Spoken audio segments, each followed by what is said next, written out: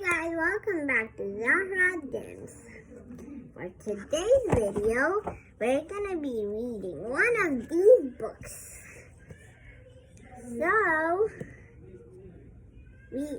So for today's video, we're gonna read 4 pages of this book. This book explains us about Surah Masad. Surah Masad is the 111th surah of the Quran. It's in the Juz Amma. So Muslims should not throw this. Even non-Muslims should not throw this. Okay, let's start. So before we start,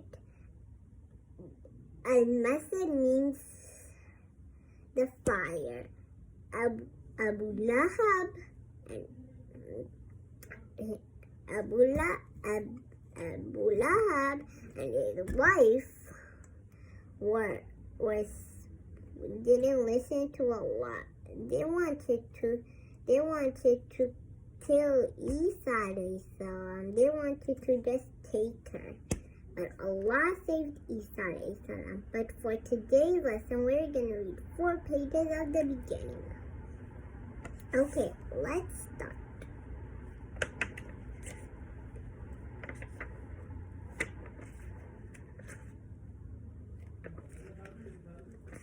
So, Surah Masad. Quick fact about Surah Masad. So, Surah Masad was revealed in Makkah. Surah Masad is also known as Surah Al-Tabar. So, and Surah Al-Lahab. Surah Al-Masad is about Rasulullah sallam and uncle and aunt Abu Lahab and Jamil. Abu Lahab real name was Abdul Uzza, but he was called Abu Lahab, meaning father of flames, because his face was always bright and red like a fire. Due to his bad temper. Now, what is Surah Masad all about? Surah Masad is all about how Surah Abu Lahab and his wife Jamil will be punished for the fighting against Rasulullah sallallahu alaihi wasallam and Islam. Let's learn.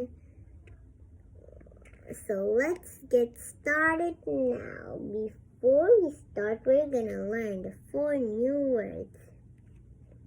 So the first word is yada. Repeat after me. Yada. And the next one, and yada means hands.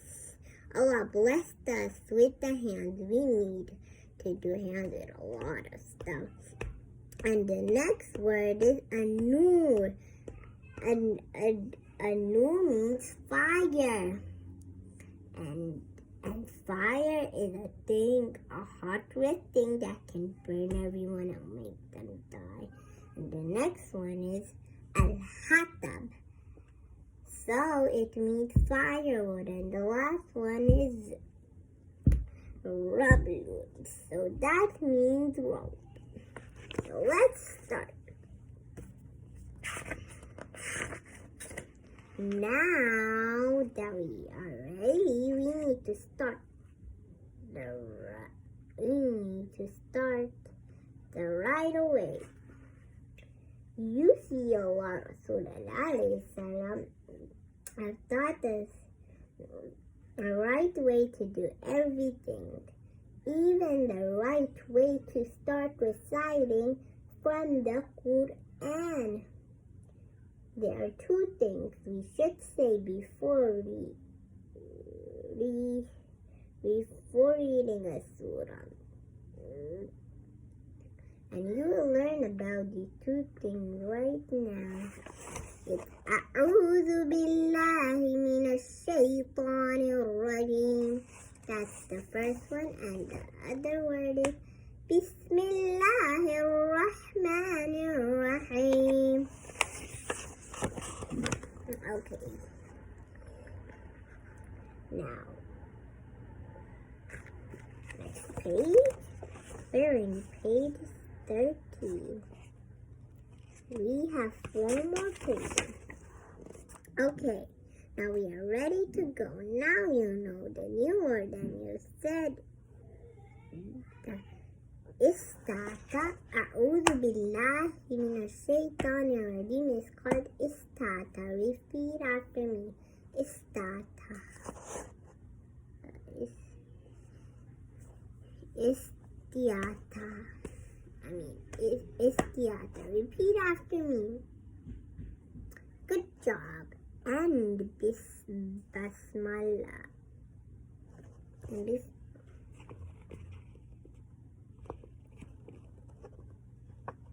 Now it's time for a story filled with hate. Many of ayat verses in the Quran have a story behind them that tells why we are revealed. These stories are called Asbab an-Nuzul. Repeat after me. Asbab an-Nuzul. Now you say it. Good job. These stories behind the revelations. Surah Masad is about hatred and anger. This is gonna be a pretty creepy story for little kids. You see, Rasulullah wanted to make dawah to his people. Dawah means talking to them about Islam, about our religion. But not everyone. Listen, Rasulullah alayhi salam started by going to the valley of Al-Bata in Mecca, and to the top of the mountain he called to the people, Ya Sabaha. Repeat after me. Ya Sabaha. Which means, oh people, come here. Ya Sabaha. He called. So now, second page. This was the costume in Mecca. Had something really important to the people. Would want to climb up to a high place and call them. Usually this was done when an army was coming to attack or a huge storm was about to begin. But this army was different. Rasulullah started by asking a question. If I told you all that an enemy was going to attack you in the morning or in the evening, would you believe in me? They all trusted Rasulullah because they knew he never told lies. So telling lies is not good. And Rasulullah was a good person.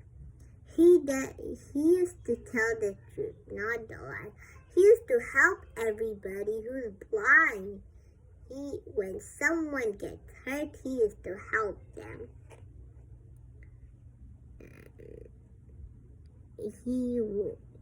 they knew he would never trick them, so the people said yes and would believe. Everyone waited for the news. What's the news? You see this picture? It's a question mark.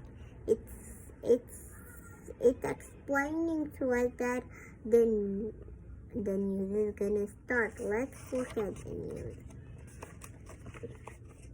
Then Rasulullah told them, "Verily, I'm a warner sent to you all before the coming a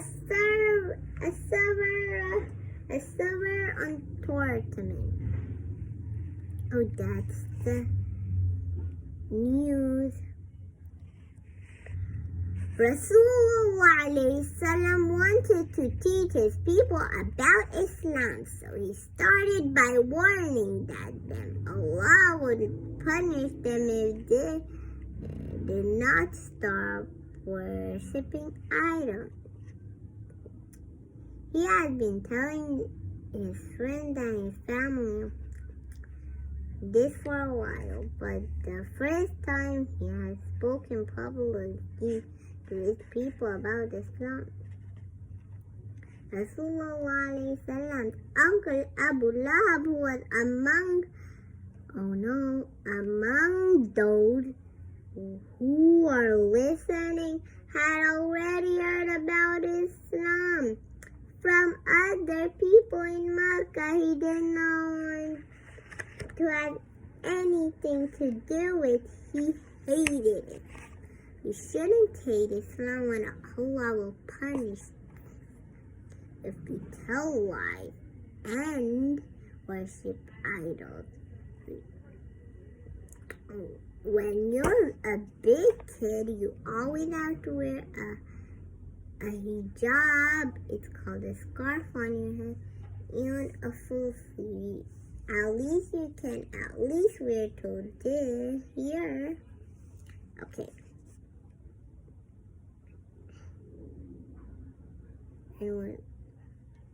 He was so angry that he did not even wait for Rasulullah to finish what he had to say. He just stood up. "No, don't do that, Abu Lahab." He just stood up and dusted his hand off and yelled at Rasulullah, "Have you gathered us for this? May you perish." Allah would not let Abu Lahab get away with cheating. So he sent a message and Rasulullah sallallahu this way. So Allah revealed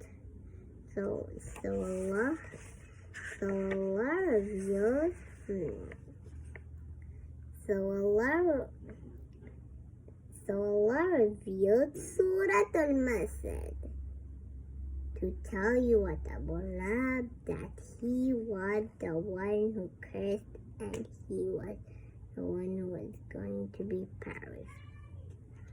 So actually Abu Lahab told Rasulullah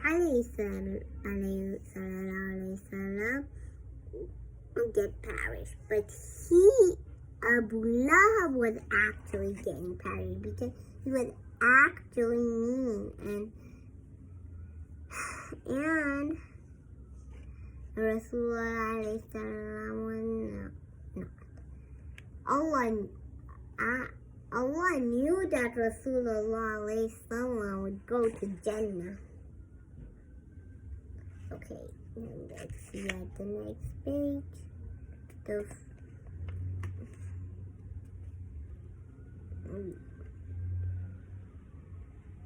Let's see the last page. We're gonna the second last page. Abu Lahab was the uncle of Rasulullah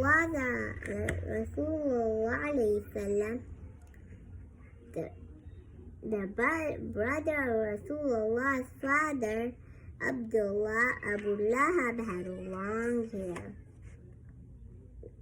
that he made two braids on the sides of his head, and his eyes were across. He could not even look straight ahead. His temper was so bad that Abu Lahab, he's the father of flames. And because his face was always bright and red like fire from being angry, he had the worst temperature in Mecca. The sad part was it that uncles are supposed to love their nephew like their own son. But Abu Lahab hated Rasulullah more than anyone else in Mecca. Oh no, Abu Lahab is getting almost to fire. Okay, after this page, it's gonna be the last page, okay? Abu Lahab was also very wealthy, and he had 2 sons in Mecca, so shady having money and sons meant people listened to and respected him. Abu Lahab used all his power and influence to fight Rasulullah and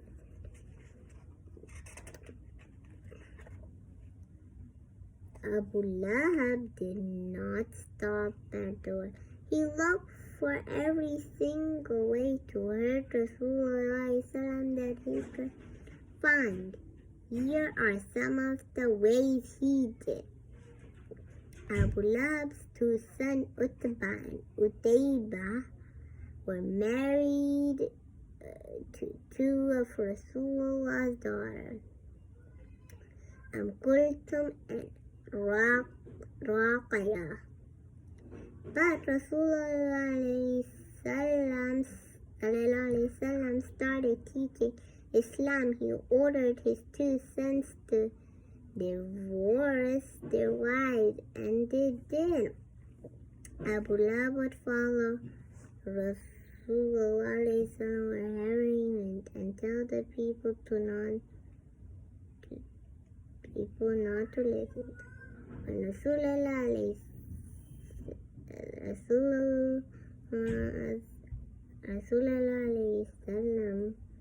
the first son, Abdullah, died. Abu Lahab went out celebrating.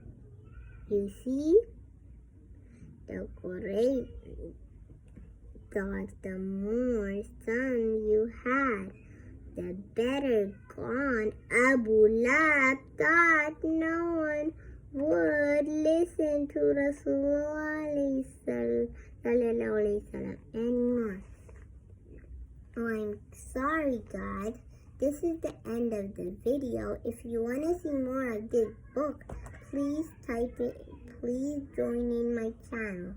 And then when we're done with that book, we're going to start Surah Al-Ikhlas, the purity of faith.